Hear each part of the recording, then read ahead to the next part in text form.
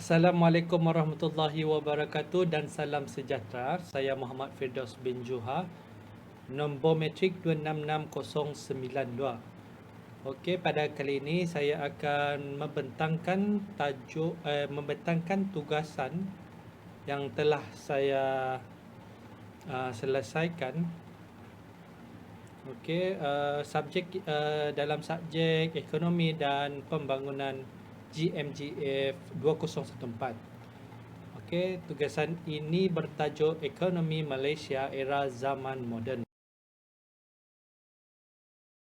Pengenalan bagi tajuk ini adalah kesan daripada konflik geopolitik yang telah mewujudkan minat di kalangan negara-negara yang terkesan untuk membangunkan semula ekonomi negara mereka untuk mencari ruang dan peluang untuk menguasai pembangunan dan kuasa ekonomi, dan termasuklah Malaysia yang juga tidak ketinggalan untuk membangunkan negara supaya mampu berdiri sama tinggi dan duduk sama rendah dengan negara-negara membangun yang lain dalam pelbagai aspek. Seterusnya, langkah-langkah membangunkan ekonomi Malaysia. Rancangan Malaysia 5 tahun yang telah diperkenalkan selepas Tanah Melayu mencapai kemerdekaan.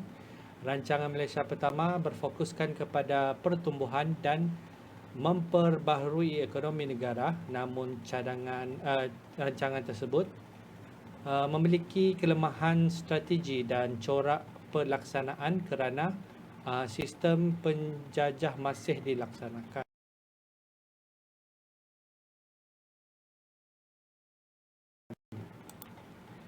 Seterusnya, cabaran ekonomi Malaysia kini. Setiap negara yang sedang membangun seperti Malaysia, bahkan negara yang sememangnya maju sekalipun, sudah semestinya mempunyai fasa yang mencabar. Saban tahun yang menguji kemampuan sesebuah negara dalam mengatasi kekangan atau kejayaan mengurus halangan yang sedia ada dan kembali mampu membawa kemajuan negara lebih ke hadapan.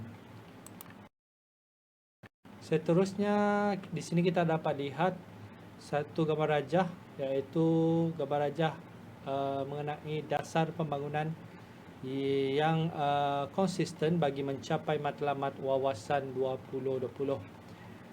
Di sini kita dapat lihat era selepas kemerdekaan, iaitu pada tahun 1957 hingga 1970. Seterusnya, RRJP1, iaitu era pada tahun 1971 hingga 1990. Seterusnya, RRJP2 1991 dan tahun 2000. Seterusnya lagi adalah RRJP3 pada tahun 2001 hingga 2010. Okey, kesemua ini adalah misi nasional tahun 2006 hingga tahun 2020 dalam rangka RMK ke-9 yang membawa kepada dasar wawasan negara, dasar pembangunan nasional atau dasar ekonomi baru DEB. Seterusnya, wawasan 2020, pembangunan menyeluruh, meningkatkan keupayaan negara, daya saing, perpaduan, pengalihan dan kualiti hidup, membina negara yang berdaya tahan dan berdaya saing, meningkatkan kualiti pembangunan dan menjana pertumbuhan tinggi yang mampan. Seterusnya lagi adalah pembangunan seimbang, membangunkan membangunkan masyarakat yang bersatu dan adil. Seterusnya lagi adalah pertumbuhan dengan equity, membasmi kemiskinan dan menyusun semula masyarakat.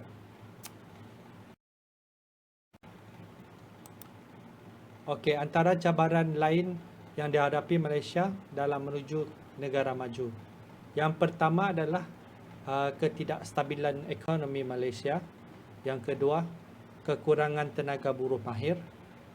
Yang ketiga adalah krisis kesihatan dunia. Dan yang terakhir sekali adalah ketidakstabilan politik. Okey, ketidakstabilan ekonomi dunia. Pada tahun 2008, kejatuhan nilai mata wang dolar US telah menyebabkan dunia mengalami krisis ekonomi yang teruk. Hal ini telah menyebabkan banyak negara-negara membangun turut menerima tempias, termasuklah Malaysia. Implikasi kepada kekuatan ekonomi telah memberi kesan yang besar kepada ekspor Malaysia, di mana pada Januari 2009, ekspor Malaysia menurun sebanyak 27.8% dan pelaburan luar turut terjejas dengan penurunan sebanyak RM26 bilion pada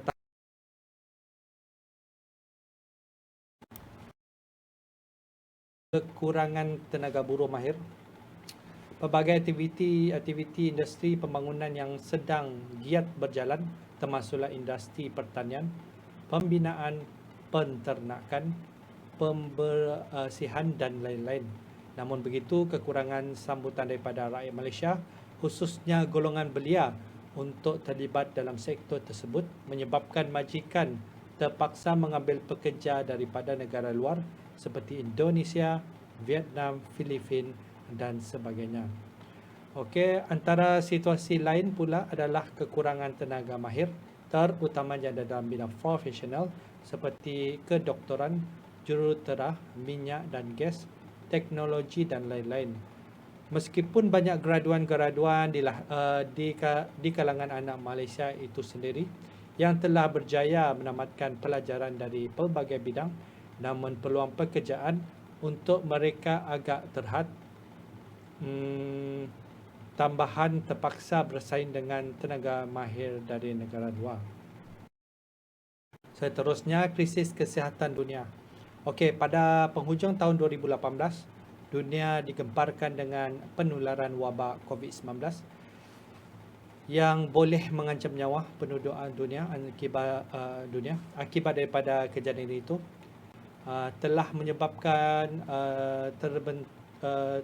terbantutnya pertumbuhan ekonomi dunia. Banyak negara-negara termasuk negara-negara maju seperti Amerika Syarikat, Jerman, Perancis, Korea Selatan, Jepun dan tidak ketinggalan juga negara ASEAN seperti Malaysia, Brunei, Singapura, Indonesia, Filipina dan lain-lain. Okey, Malaysia sendiri turut menerima kesan buruk daripada krisis kesihatan ini yang menyebabkan kerajaan terpaksa menghadkan pergerakan rakyat dengan melaksanakan perintah kawalan pergerakan seluruh negara. Hal ini mengakibatkan banyak perniagaan terpaksa ditutup, manakala pengeluaran hasil kilang-kilang juga terhad. Kesan daripada pengurangan jumlah pekerja di dalam satu-satu bangunan. Okey, seterusnya kestabilan politik. Kestabilan politik menggambarkan keharmonian dan kemakmuran sesebuah negara yang bukan hanya usaha kerajaan, bahkan kerjasama baik pembangkang bagi memastikan aktiviti-aktiviti yang membangunkan perjalanan dengan lancar, perjalanan dengan lancar, dan juga harus diambil kira. Hal ini kerana peranan pembangkang seharusnya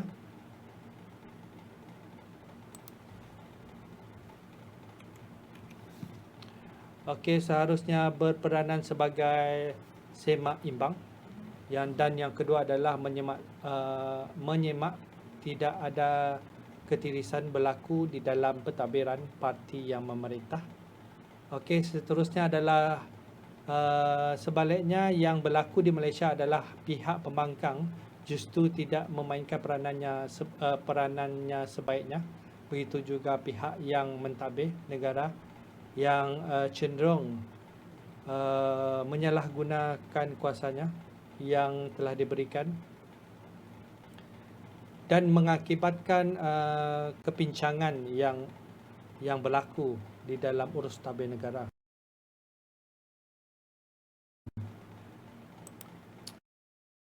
Ekonomi zaman ataupun ekonomi Malaysia kini zaman moden. Kesejahteraan pertumbuhan ekonomi sangat penting bagi memastikan aktiviti-aktiviti pembangunan negara berjalan dengan lancar tanpa menguras tanpa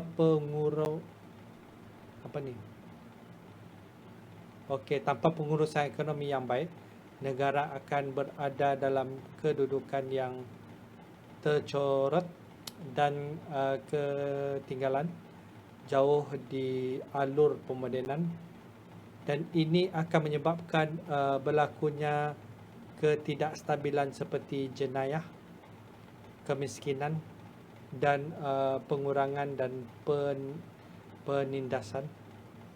Okey, seterusnya adalah dasar ekonomi negara. Yang kedua adalah mata wang negara. Dan yang ketiga adalah aktiviti-aktiviti penjanaan ekonomi.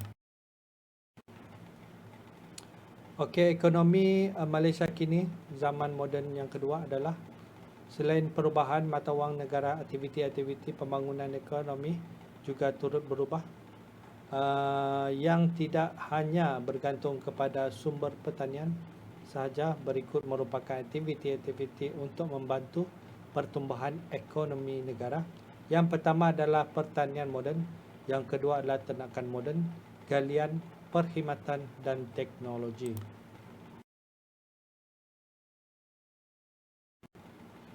Okey, selain daripada itu, negara mempunyai pendapatan negara.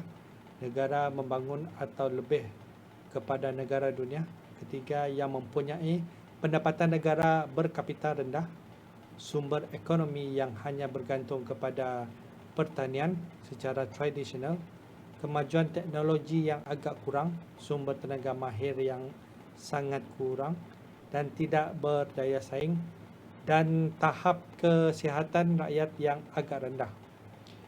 Kebanyakan negara-negara membangun ini terdiri daripada negara-negara yang terletak di Asia, Afrika dan Amerika Latin.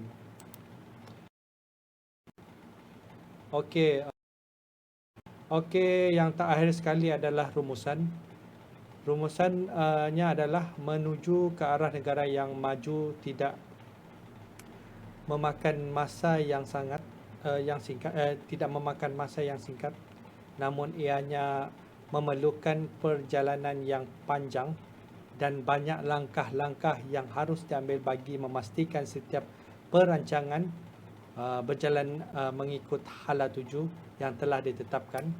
Definisi negara maju yang tidak hanya diukur dengan pendapatan negara sahaja, namun ia sepatutnya harus juga diukur mengikut pembangunan model ihsan, mengikut bagi memastikan kemajuan negara bergerak seiring dengan kemakmuran dan kesejahteraan masyarakat. Okey, ini sangat penting bagi memastikan keharmonian dan kedamaian sesebuah negara di samping kemajuan dan pembangunan mampu dikekalkan secara berterusan. Okey, sekian saja pembentangan daripada saya. Terima kasih kerana sudi mendengar pembentangan saya, dan terakhir sekali terima kasih dan Assalamualaikum warahmatullahi wabarakatuh.